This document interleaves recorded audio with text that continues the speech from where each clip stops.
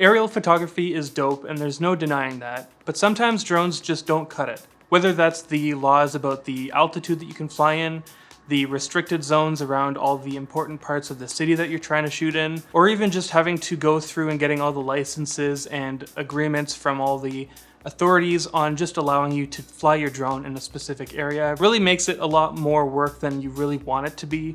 So sometimes it might just be easier and more fun and more of an experience to go and shoot your photos from a helicopter. I've gone on a couple helicopter rides myself at this point, and so far I would say it's becoming one of my favorite types of photography to do so far. So I wanted to impart a few tips that I've learned along the way and hope that this would help you in your future of flying in helicopters. So now obviously there's many different types of photos you can get from a helicopter, and there's also many different areas that your helicopter tour can go over.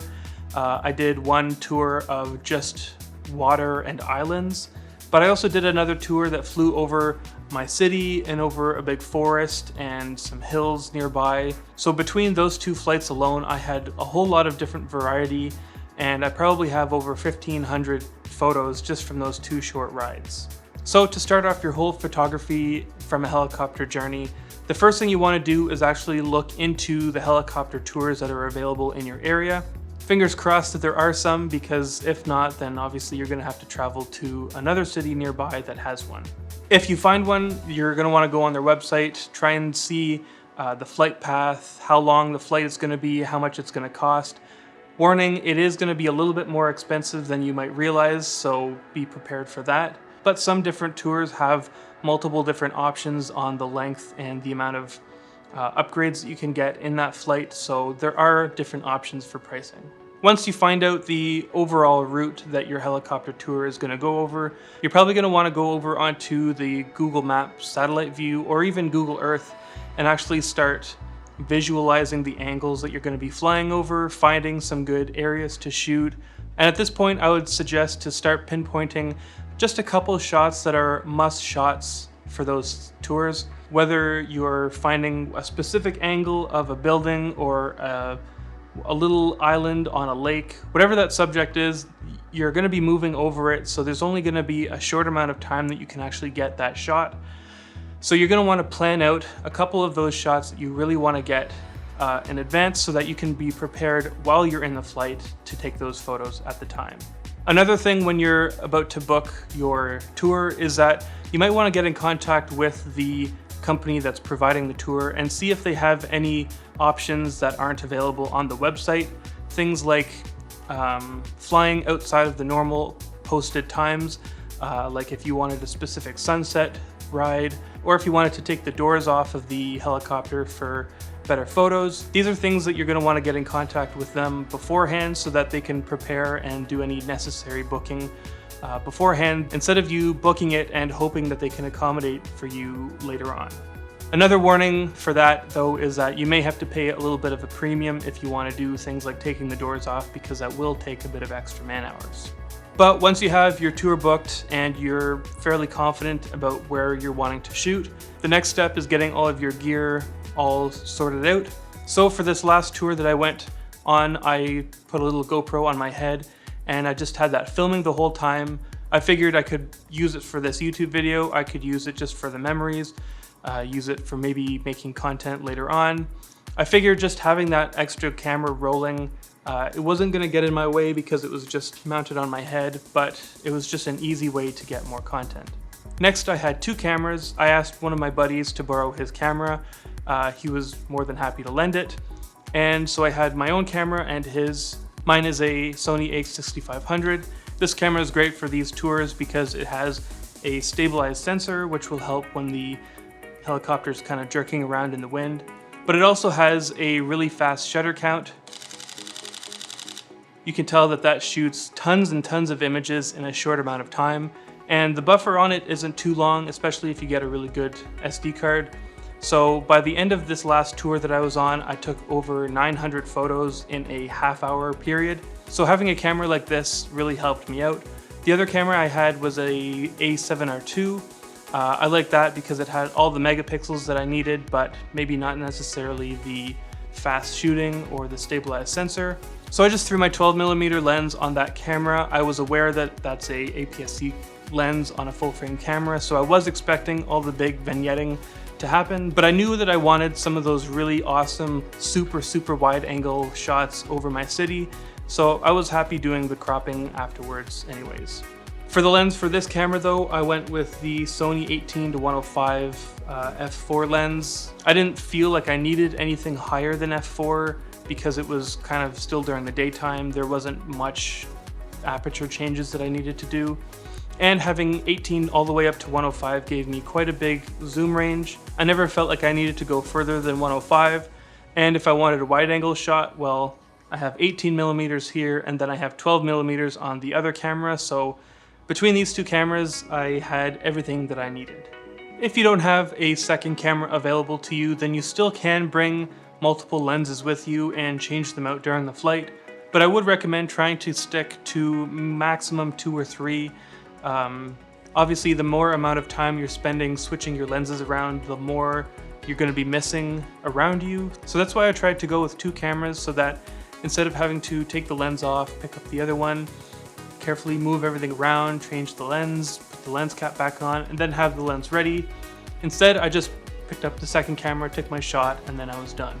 Some other things you might want to consider is getting an ND filter or a CPL filter. CPL filters will help if you're shooting inside of the windows. The windows can sometimes cause a bit of glare, so you might be able to reduce that glare with a CPL filter. And if you're shooting video, then an ND filter will come in handy because obviously video settings, etc. If you're shooting super high fast photos like I did, then you're going to want a very fast memory card. I have one of those Sony Tough memory cards, so it was super fast and good enough for what I wanted. And then apart from that, you're probably going to want to make sure that you clean all of your glass, your lens, your sensor before you go, just so that you don't have any pesky pieces of dust when you get on the helicopter. But that's pretty much everything that I can think of that you need. If you're doing a doors off tour, then you're going to want to invest in a pretty sturdy strap for your camera. They might even provide one depending on how strict they are with, dropping things out of the helicopter. But that's pretty much it for the normal tours. So now we know where we're going, we know what we need to bring.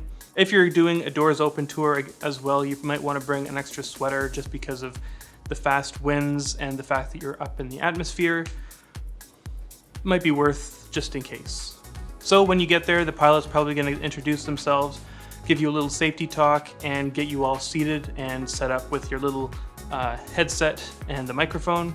Without this headset, the cabin gets super loud, so the headset and the mic is usually so that you can communicate without having to yell and ruin your eardrums because of the super loud propeller that's right above your head. So while you're in there, you're going to want to be moving your head around. There's quite a wide amount of space to be shooting from. If you're in the front, then you have this wide open window. Your pilot might even be cool with you reaching in front of them to take a shot of the other side of the helicopter.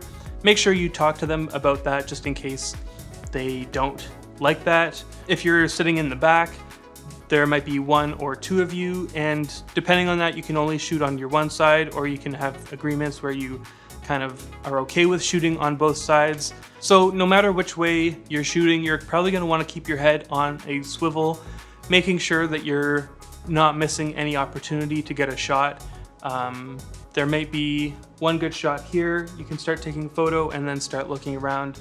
Try and take in as much as you can because this is also a really cool opportunity. Just enjoy the moment while you're frantically trying to get as much footage as you can. In terms of the settings, you're probably going to want a fairly fast shutter speed because otherwise, obviously you're moving in a moving vehicle, so you're going to want to get the fast shutter speed to shoot the photo as fast as possible, reducing the amount of motion blur. Your ISO should probably be as low as you can just because of the amount of grain. And then from there, your aperture can kind of be played around with. Some photos might look better with a higher aperture or a lower, depending on how much depth of field you want, and then how dark you want your photos as well. Now, when I shoot with a CPL filter up in the sky, I don't readjust it every time I take a photo. I like to keep in mind the angle that the helicopter is at. So if I notice that we're making a pretty significant turn, Then I'll go and change the filter to make sure that it's still appropriate for where I'm shooting, because otherwise you're going to be paying too much attention to the amount of CPL that you're adding or subtracting and not focusing on the ride or what you're shooting.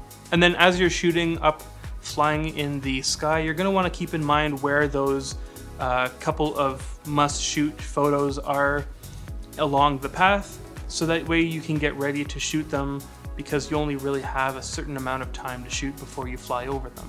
Things to get ready would probably mostly include your focus and your settings, making sure that everything is exposed properly, your white balance and your focus is set properly, and you've got the right zoom that you want. And then everything else is pretty much just having fun and keeping your head on a swivel, seeing what you like, shooting what you like. So that's pretty much all the tips that I could think of during the flight. Every time I went, I always brought my DJI Copilot Boss hard drive with me, just so I could back up my SD card while I'm driving home, so that there's even less chance of losing all the photos that I just took. Obviously that's not necessary, but I would recommend you trying to back everything up as soon as you can, just to remove that possibility of losing all of your hundreds and thousands of shots. As for editing them, this is a whole different ball game. This is completely up to you. I like to stick to more of a realistic look when I'm shooting cities from a helicopter. This is kind of my style. On the first tour I went, I took a whole lot of photos of islands and green grass and water. So I really tried to pump up all those colors and have it nice and bright and colorful. So there really is a pretty big range of subjects to shoot and different ways to edit them in each kinds of subject. So that's it for me today. If you take these tips to heart and you go on a tour and get some dope photos, feel free to tag me on Instagram so I can go and check them out. But in the meantime, I hope you enjoyed this video, or at least this video was helpful to you. If you liked it, drop a like, and if you loved it, drop a subscribe. Catch you in the next one. Peace.